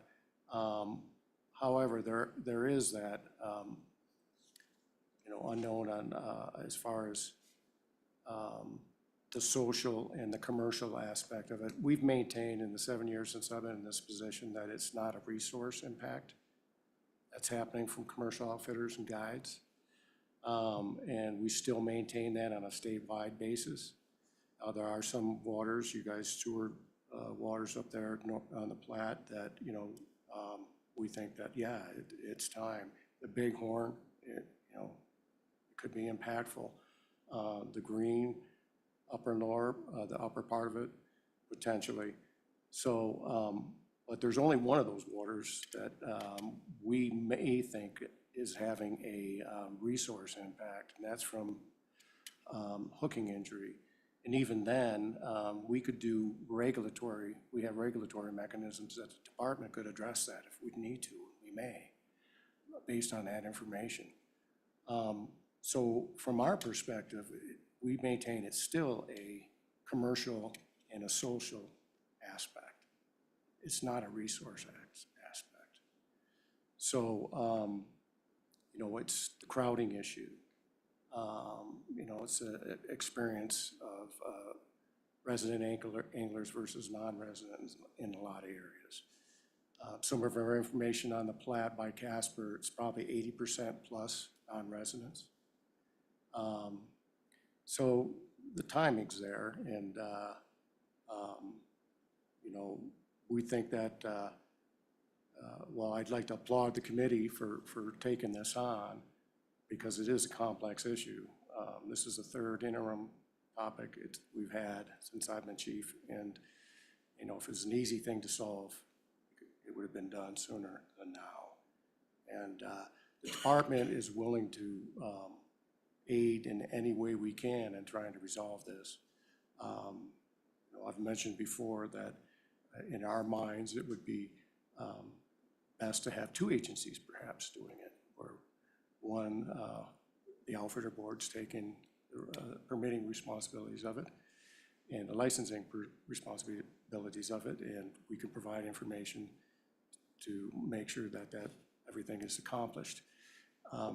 What's concerning to me is, you know, you heard Luke talk about the public interface part of it, and that, you know, talking with Montana and Idaho who have really robust systems, that's the big lift. Is how do you figure out how many boats in any given stretch of river? Because, you know, we could say 20 based on the number that we have right now, say on New Fork River. And, but somebody's not gonna be able to operate. And you're gonna be causing them economic hardships. So you have to have data that is really robust and making sure that we're setting those numbers that are proper. And that, in my mind, is where the heavy lift is. Follow up? Any other questions? Representative Western. Thank you, Madam Chairman. Victor Osterlin, this question is largely related to this topic of resource use, maybe not in the commercial guiding sense, but certainly of non-residents. You know, you see the case of the Grays Reef, right around the 1st of May, I see a lot of anglers, especially non-resident anglers, right there on the res, just hammering them. And that's, you know, I think any of us in the sporting public who try to be reasonable and ethical, that just kind of bugs us. I mean, I know that this isn't directly necessarily in the commercial guiding space, but it's in the broader topic of just the resource management, resource use. I mean, does the department have any plans to start getting out there and saying, hey, this is your first warning, if you see you do this again, you're getting a ticket, or what's kind of, where are you at on that specific component of this conversation? Chief. Madam Chair, Representative Western. So we've had a lot of discussion on this, especially since that hooking injury report we're doing barbless hooks in that section of the river. And then we do have one section, which you know, that we have a closure on that area during a certain time period when those reds are being used. And now, since we had the Martin acquisition, which opened up a lot of that BLM, or a lot of that Martin ranch was protected. Those reds were protected basically because the public didn't have access. Now they have access. So, you know, we were getting influx of fish from that. So now we're monitoring that, and we might have to do additional closures, regulatory, that we can do to protect that fishery. You know, there's very few fish that are being kept, harvested by most of those anglers in there, but yet you're right. You know, if you're not protecting those reds, you could be having an impact on those populations, and that's one thing that we're certainly talking about. Follow up. Thank you, Madam Chairman. Mr. Osterlin, and just to refresh my memory, if you do end up designating that as a closed area and you do catch anglers out there, what is the penalty for that? I don't know if you or maybe Warden King has that answer, but do you know off the top of your head? Chief. Madam Chair, Representative Western, for once I anticipated a question. So yes, I did look before it came up, and it's $150. Anything else? Any other questions? I have a question for probably Director Bruce. Can you refresh my memory as to what the rulemaking timeline is? So from the time you decide to implement a rulemaking process, how long does that take?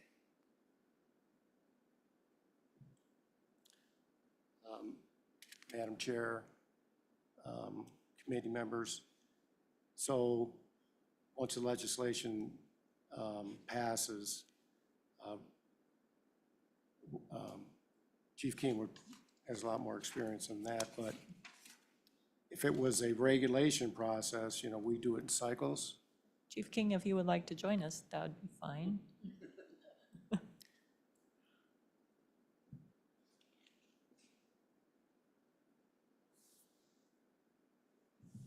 Yeah, Madam Chair, so under the APA, and I don't have those rules right in front of me, I apologize, but I can give you some generalized timelines, but we have to provide notice to the governor first that we're gonna promulgate a rule or regulation. They have a certain amount of time to look at it. Then we have to put it out to the public for a certain amount of time, and then it goes to the commission for their approval, and then it goes back to the governor for his signature. So all told, it's at least about 90 days to promulgate a rule, but it generally is a little bit longer from start to finish. Okay. So then my other question is, should this piece of legislation pass, would you do that rulemaking process prior to there being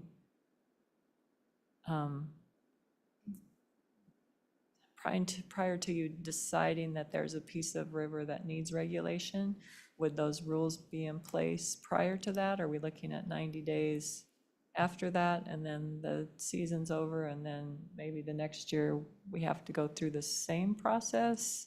Or once the rules are done, then they're done, and then they can be, the process can be implemented, the regulation can be implemented? Madam Chair. So the way I would envision it is that there's a couple parts to this legislation, and one is the permitting part of it, and that would give us a baseline. I would probably see us implementing that first and getting the permitting process done on whether we're doing the watercraft trailers and vehicles, all of them, or just some of them would get that process set.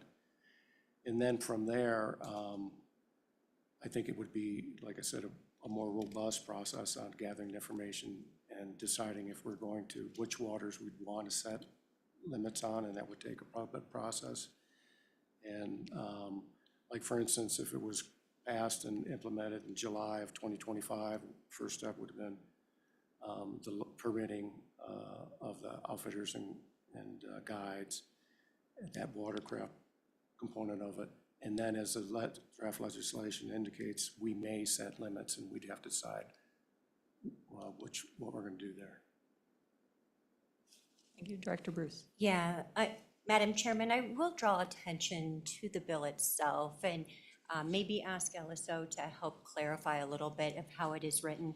So on page 2, number 11, it does say, in the event that the commission wishes to set limits, then we go through the AP regulatory process. So we may just want to rethink how that's worded.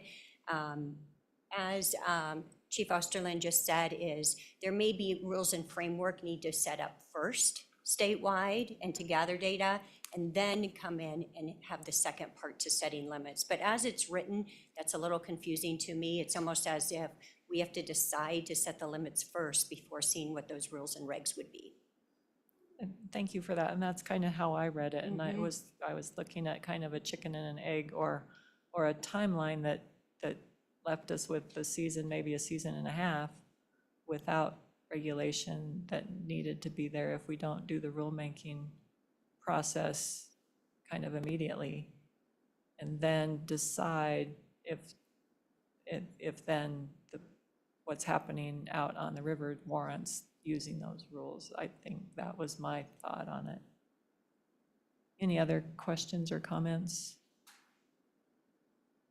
So Luke, how might we adjust that language on page 2, line 11, to say something else? Madam Chair, within subsection A, right, it's the commission may set limits on or otherwise regulate the number of commercially guided fishing boats allowed to launch into any or use any river or lake. And so it is very permissive. I would say this bill draft is very permissive in general and how this would operate.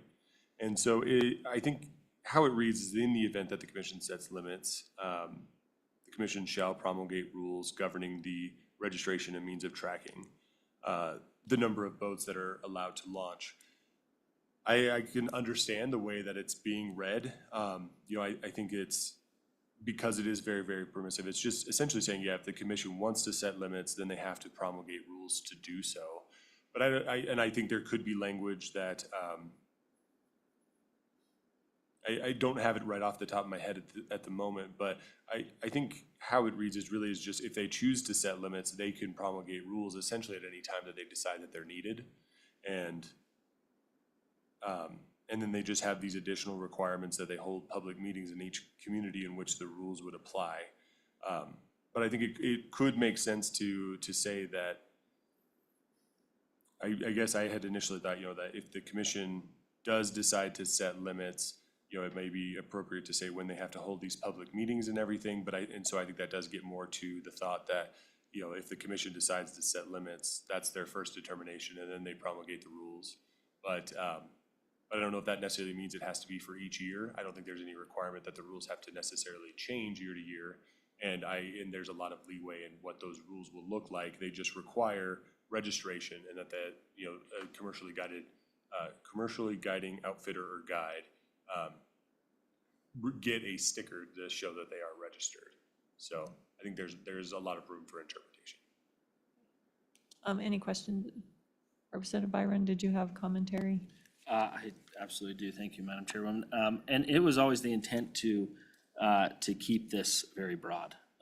You know, I think that as the two working groups ago began to narrow it down, we began to run into issues. And also with the feedback we have gotten from the department that, you know, I don't know if folks remember, but a while back when this was discussed, it was crickets in the room for people raising their hands that want to deal with this. So their willingness to have these discussions, I think, is a good sign that there's an identified need at times, may or may not be, to their point. And I also think it's, I see where that confusion exists in this, but I also, you know, in going through it, the intent was always to keep it broad, because there are a lot of places that do not need any of this. But I also could have told you that 5 years ago on certain sections. So it's certainly a moving target. And, you know, to that point, thinking about sections of river that some of us have floated that have 2 or 3 parking spots that are beat in from just use, and then, you know, now we go down there and there's dozens of trailers down the county road. I mean, I think this ebbs and flows depending on the popularity of the river, the fishery, the quality of the fishery, and we need to leave it broad for the commission to handle it to their liking. And I think it does give the opportunity for folks in the public sphere to talk to the commission and say, we think we have a problem. So. Any other comments or questions on this bill? No? Maybe later. Okay, maybe later. Madam Oh, Chair? yes. Could I propose an amendment and see what our LSO rep has to say? Sure. Just to help with that confusion. I think it might be simple. On line 11, it says, in the event that the commission sets limits, could we just cross off in the event that, and then say the commission may set limits and add a may after commission to be consistent with line number 6? And so it would read, the commission may set limits on otherwise regulate and the number of commercial, so on. So it just takes out in the event and just allows us to move forward and set those rules and regs as the basis of this going forward. And then setting limits can come as a secondary phase rather than vice versa. Right. I like that. Any comments or questions on that amendment? Did everybody kind of get that? Did you get it? Okay. Any comments or questions on that proposed? Well, I guess we haven't moved the bill yet, but we're doing this backwards all day, apparently. Okay, yeah, I think that's a pretty good solution to heartburn with this. What happens first, and then how long does it take for it to happen? Okay, any other questions or comments? I guess we'll go to public comment, if there's anybody that wants to comment from the public. Do we have anybody online?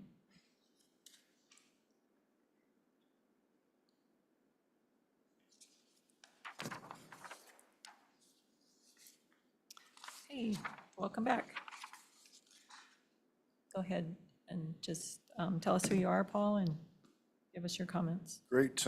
Madam Chair, Paul Ulrich. I'm a professional fishing guide with Two Rivers Fishing Company outside of Pinedale, Wyoming. First things first, I applaud Representative Byron for bringing this back up. It is needed. You certainly heard earlier, and we've heard for a couple of years, that there might not be a biological need for this, but I can guarantee you there certainly is a quality of experience need in several stretches of river in Wyoming. And as you're also aware, when it comes to professional fly fishing guides in Wyoming, we don't have an association, we don't fall under a board, we don't have a registration process, a permit process, nothing. There is no proof that we need to have insurance or first aid or know how to row a boat. Or any of those things that are required for lots of other activities in professional commercial operations in the state. And this bill, at the very least, takes one solid step in the right direction. Madam Chair, I think the director's proposed amendment is spot on. The way I currently read the bill, you have to set limits and then you're going to go get registered and get a tag. I think some very quick changes and tweaks take care of all of that. The original goal was to, one, have a registration platform so we can fully understand what the impact is or isn't in the state, and also have a registration platform to keep those that aren't paying taxes, perhaps they're out of state, et cetera, from coming in and commercially exploiting Wyoming's waters. Whether they're not paying their BLM or Forest Service fees or any of those other things, or working for a local guide and contributing to the local economy. At least having a registration mechanism is a great first step. And certainly giving the Game and Fish Commission the authority and a pathway to may regulate is also an excellent first step. So very, very supportive of that. Madam Chair, my only quick perhaps amendment on this, I think does fall in line with what the director mentioned. Love that. Line number 15, page 2. I would stop that. The commission shall promulgate governing rules, switch those two words, period. And then subset C or something like that, and perhaps LSO can help. Where you have a different section for registration and a means of tracking commercially fished guided boats, period. And that may read, Game and Fish shall initiate a process for the registration and means of tracking the number of commercially guided fishing boats launched into, et cetera. That way, there is a bit of a separation between the authority to regulate boats on a beat and establishing an actual system for permitting fees, et cetera, for guides. So can you repeat that? I'm not quite figuring out how that, can you read how it would read should that change happen? Madam Chair, line 15, well, line 14, end of it, the commission shall promulgate rules governing. What I would recommend, and it may be a terrible recommendation, is just switch those two words to the commission shall promulgate governing rules, period, and then add a new subsection, which would be C, that would read something along the lines of the Wyoming Game and Fish that shall initiate a registration and a registration process as a means of tracking the number of commercially guided fishing boats launching into or using any river or lake or section thereof, period. Does that make sense? Madam Chair, I would just raise some concern. I'm realizing, yeah, I've been trying to think this through a little bit more. You know, A does give the commission the right, you know, that gives them the permission if they choose to set limits or otherwise regulate the number of boats. B is, yeah, it does basically say if the commission sets the limits, then they have to promulgate rules to govern the registration and means of tracking. And that's essentially what that first, you know, part of that sentence, you know, lines 11 through 14, it's in the event that they do set those limits.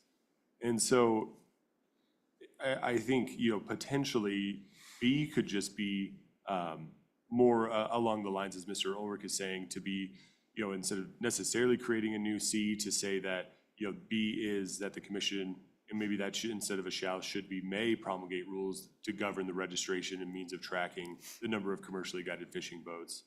And so that they, you know, that this is all remains somewhat permissive, that they may set limits, and then separately, they may also promulgate rules to govern the registration and means of tracking.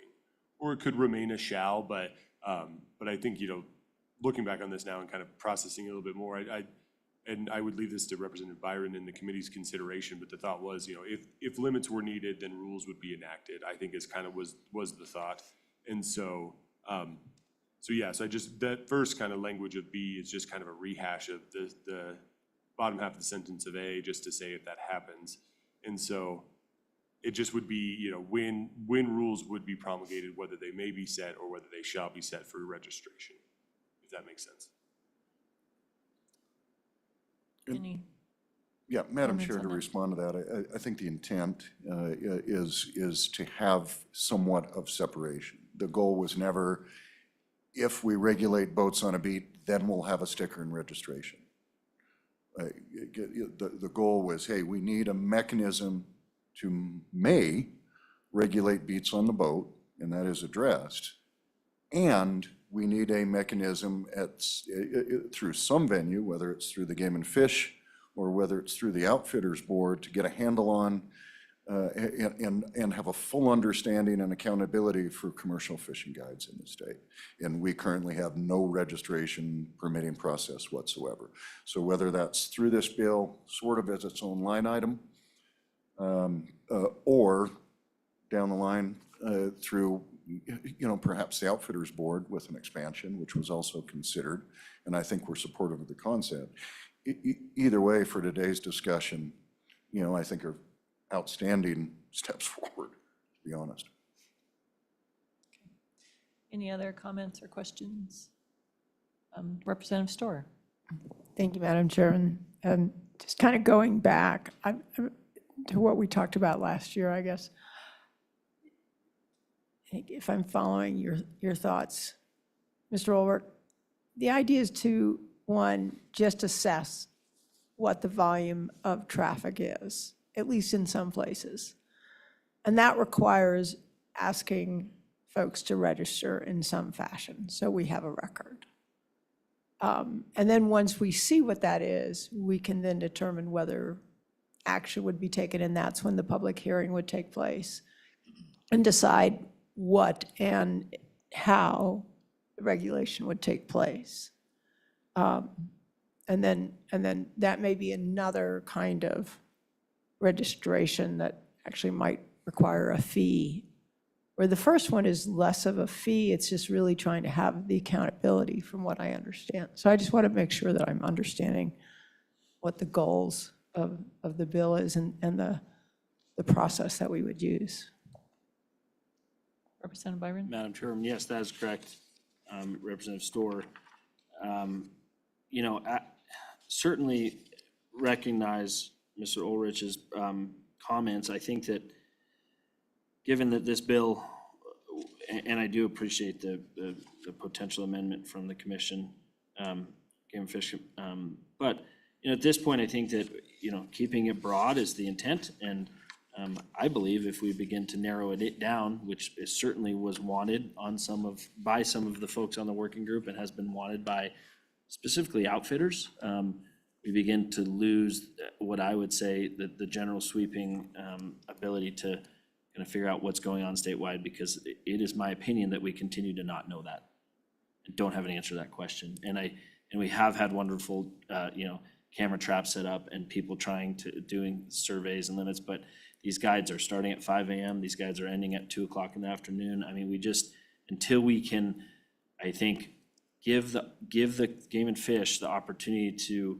pursue this, we will continue to have this discussion. And although I recognize that this is a friend of this committee and the body, and it came out of 2018, and I was telling my colleague, Representative Winter, that I was working on this as a guide when I was one in 2010. So, I don't want to get lost in the weeds here, and I think that certainly I'd be willing to sit back down with the LSO staff and discuss some of these topics, but out of respect for the current bill that's in front of us, I would entertain, I think it is, as someone that chaired the working group, I think we're at a point where we need to, probably move forward with this, or and trust that we can work through some amendments as we get into the next session, or, we're not meeting again, so, or, if it is not the will of the committee, which did already pass this draft out, that we table it for a different time. So, I think that's where I stand. All right, any other, thank you. Yep, Madam Chairman, one final note. Oh, sure. I absolutely appreciate what the representative's saying. We need to move this year. We really need this vehicle. And minor amendments, absolutely, whether it's today or clearly in 2025, can get this cleaned up to where it's, where it's workable. But I really encourage you to pass this piece of legislation today. I'll make that very clear. Okay, thank you. Any other public comment? Anybody online? No? Okay. So back to the committee. What's the pleasure of the committee? Move the bill. Move the bill. Second? Second. Seconded by Representative Storr, moved by Representative Byron. Any amendments?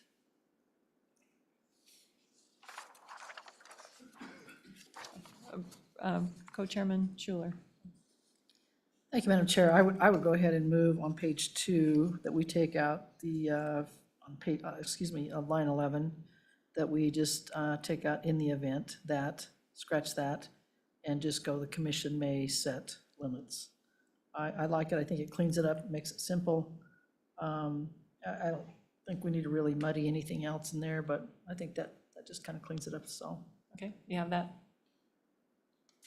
Okay, any comments? Chairman Schuler and Representative Byron. Questions, comments? Okay, let's go ahead and vote on that amendment. Madam Chairman. Oh, yes, May I just raise one point on this? sure. I get the thought here that, right, if the commission may set limits, but that is the language within A.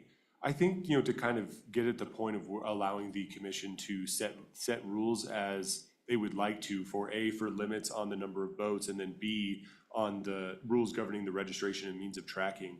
It may be more appropriate to eliminate in, basically lines 11, 12, 13, and then the first part of 14, and perhaps it should read, the commission may promulgate rules governing the registration and means of tracking.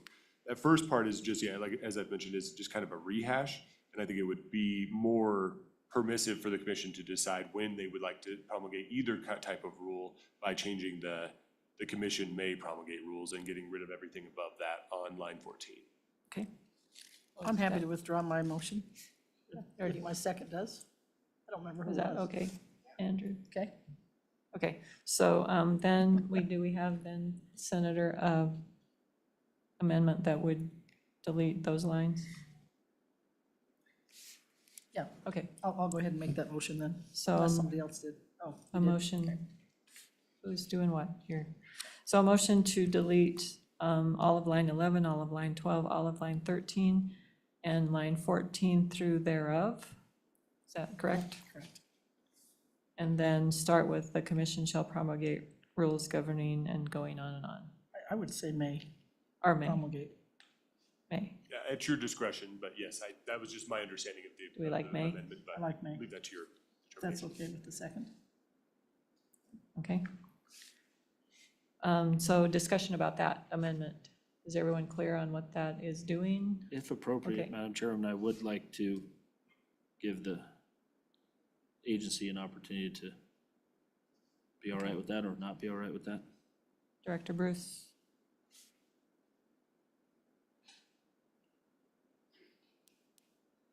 Thank you, Madam Chair. Thank you, Representative. And yes, I concur. I spoke with LSO and we both think that's a cleaner, clearer way. And I wonder if you don't mind if I could add to that amendment, if it's okay with the amender, is that on line 20, we say, we change community to county? So that the, it kind of narrows the amount of meetings that Game and Fish has to have. That would be lovely. I meant to say that, actually. I know you did. I was channeling my inner Wendy Schuler. So any other questions about this amendment? So we'll go ahead and vote. All those in favor say aye. All right. Opposed, no. Okay, that amendment passes. Any other amendments to this bill? Okay. Question being called. I guess we will go ahead and do a roll call vote. This is a roll call vote for 25 LSO 215, Fishing Outfitters and Guides Registration of Fishing Boats as amended. Senator Baldwin. Aye. Senator Ellis excused. Senator Guru. Aye. Senator Jones. Representative Angelos. Representative Burkhart. Aye. Representative Byron. Aye. Representative Larson. Aye. Representative Singh. No. Representative Storer. Aye.